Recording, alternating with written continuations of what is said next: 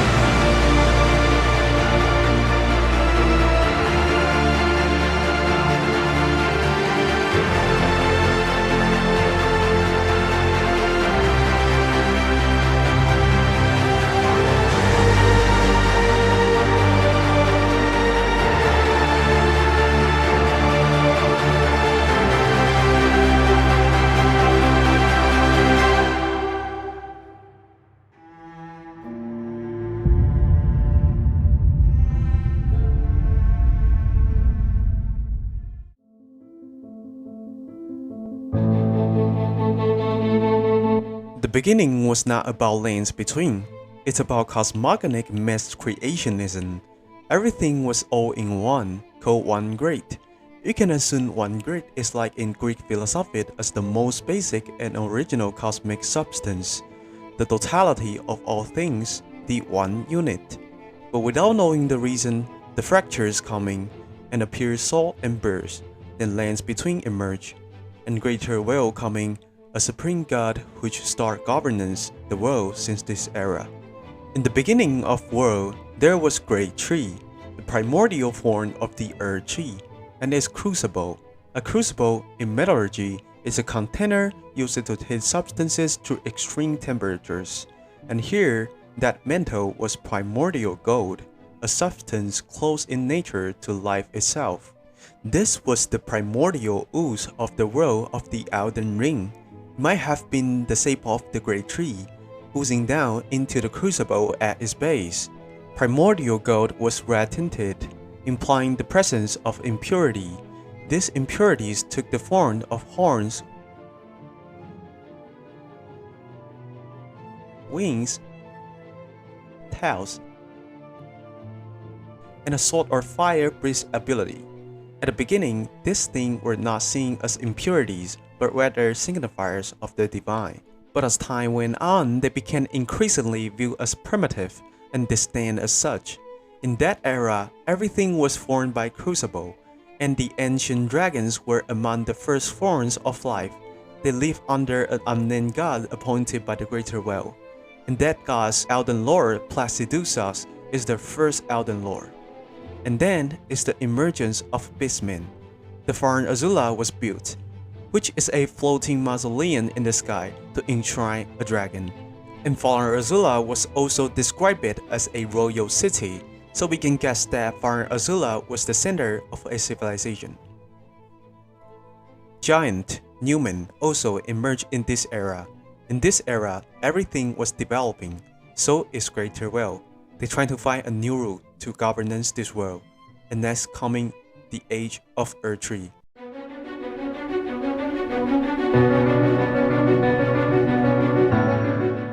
The Greater Well saw fit to impose a new order upon the world. The Elden Beast, which would become the Elden Ring, was sent to the world on a golden star to the lands between. The Earth Tree began to grow out of primordial gold, replacing its primordial form. And Greater Will also sent a messenger called Two Finger to send message on Greater Will behalf. And Greater Will need to pick a person to be the agent of God in the world. And the person be picked is so-called Empyrean, and that person is Marika. Marika, a new man, was appointed the new god. Empyreans are sometimes given a shadow by the two fingers, a half-god creature created to serve them. Marika's was Malika's. And first Marika going to do is erasing death's concept from the world, and a way to achieve it is to seal away the destined death. So Marika appointed her shadow Malikas to finish this task, and there is an Empyrean known as Gloom-Eyed Queen came into possession of the destined death, and with this she conjured the Gosling Black Flame and founded the Gosling Apostles. Malikas faced the Gloom-Eyed Queen in battle, defeated her, and sealed away the destined death. With the destined death sealed, no longer did anyone die a true death. The death, to most, the Earth Tree will call to them after their death, and they will follow the guardians, and the dead who heard the call will eventually reborn. So Marika created the Golden Order with removing the death concept from the world. This was the beginning of the Age of the Earth Tree.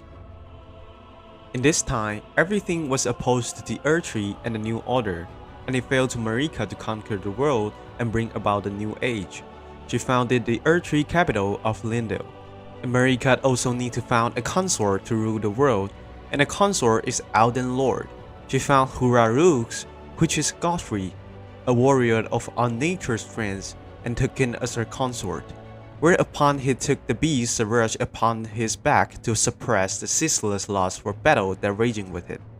They had at least 3 children, Godwyn, Morged, and Mog. Godfrey's descendants were known as the Golden Lineage. Morged and Mog, the ominous twins, were born deep underground where they were imprisoned.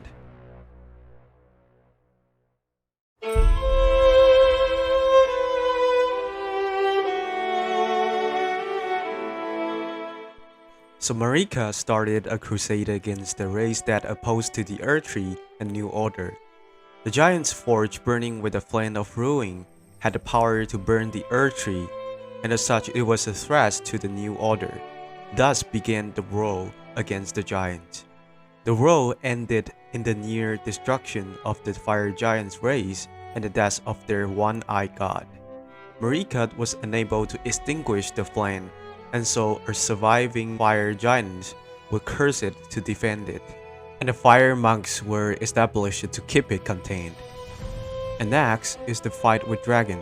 A group of ancient dragons led by Grinsax attacked Lindale. The attack failed, Grinsax was killed, and his petrified corpse still lay above Lindale by the time of the game. The ancient dragon Fortisax was defeated by Godwyn the Golden, who befriended Fortisax and its sister Lansax. This began the war against the ancient dragon, again resulting in a decisive victory for Marika. And Dragon Lord Placidusax, heavily wounded, awaited his god return in the storm beyond time. Godwyn may have had children with one of the dragons. Lansax, and likely Fortisax as well, had the ability to transform into a human. The existence of the Draconian, the people of the ancient dragons, also implies interbreeding is possible. There was yet another world in this time, the first Liurnia world. Marika succeeded in conquering the rest of the lands between, but her invention of Liurnia was repelled by the Carians, owing to their use of sorcery and the Carian knights.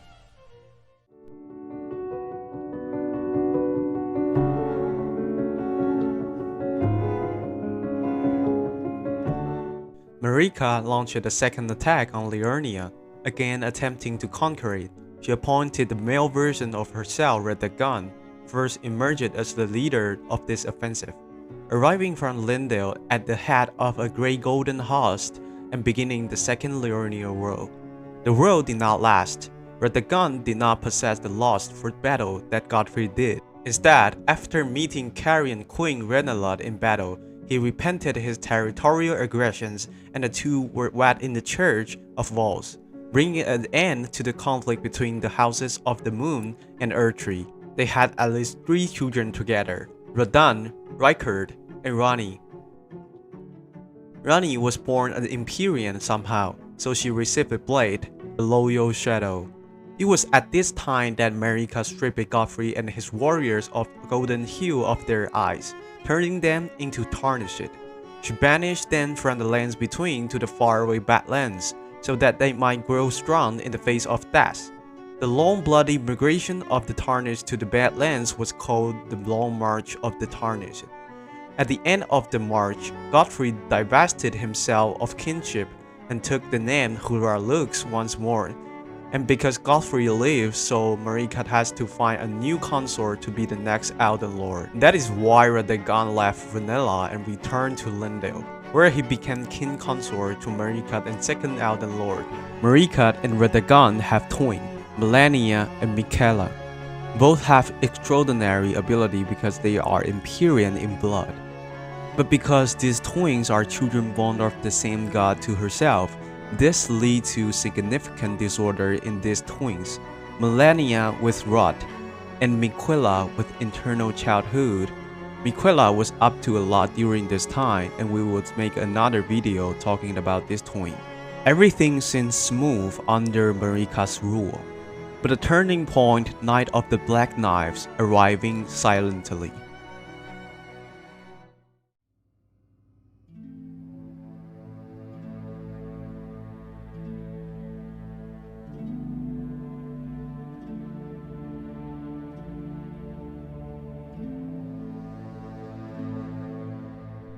Do you still remember Rani, the daughter of Radagon and Ranella? She has actually been opposing the Greater Will all along and plotting a rebellion. To truly free herself from the influence of the Greater Will, Rani devised a plan to cast aside her Imperial flesh using destined death, and become the spirit inhabiting a doll we eventually see her as. On the night of the Black Knives, she somehow stole a fragment of destined death from Malikas. With this, she imbued the Black Knife's daggers with the power of death, and slew her own body. But this was only half of the Knights of the Black Knives. Rani only admitted to stealing the Rune of Death and imbuing the daggers with its power. She had a co-conspirator, Marikat herself. It was Marikat who was connected with the Black Knives, who were themselves Newman women. As the one who tasked him with guarding it in the first place, she would know how to steal the destined death from Malikas. Marikat had her son, Godwyn the Golden, assassinated. The deaths of Rani and Godwyn resulted in flaws in the Golden Law. Marika, now certain of the flaws in the Golden Order, shattered the Elden Ring and bestowed the largest jar upon those of her children who weren't sacrificed for being failures, including Mog and Morgat, as well as the slumber Michaela. Because Godwyn was killed, his rune was passed down to his descendant, Godric. Countless smaller fragments were also scattered. Radagon attempted to mend the Elden Ring unsuccessfully. For her transgression, the two fingers of the Greater Will had Marika crucified within the Earth Tree. Nonetheless, she remained the vessel for the Elden Ring. Because the Golden Order has been broken, the power of the Earth Tree is also ceasing, causing creatures in the world to undergo alienation, let the world fall into chaos. Simultaneously, Shotbearers from various areas also begin to vie for the throne fragments in the shattering world. By this time, the Earth Tree accepted not a single soul, all were forsaken. Because of the shattering of the Golden Order, the two fingers were furious, and so was the Greater Will when the information eventually reached it. Renounced the demigods, and so the Tarnished were called upon to produce the new Elden Lord.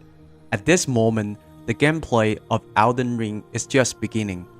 With players embodying the Tarnished, the next is for players to compose their own epic tale.